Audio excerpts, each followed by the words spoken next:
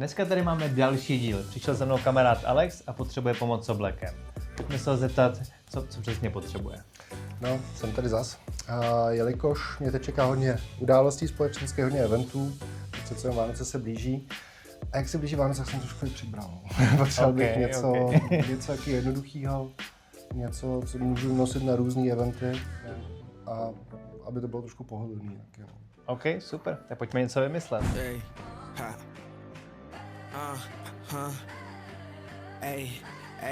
Swear that car, here go extra fast, got blick up in the back, high speed, in the rental car, told her brother press the gas, see the ox, they driving real fast, I think they about to crash, yeah, I think they about to crash. Tak, máme za sebou další proměnu. Alexovi jsme vybrali krásný třídílný vlněný oblek z černé barvy, chtěl něco tmavšího na večer, na společenské události, tak to dávalo smysl.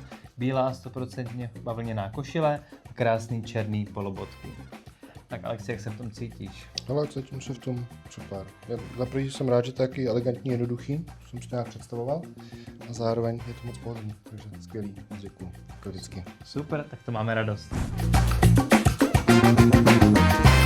Máme za sebou další proměnu. Tohle byl Alex a byl extrémně spokojený. Pokud i vy byste chtěli oblek nebo kabát na míru, zastavte se u nás v Krejčoství.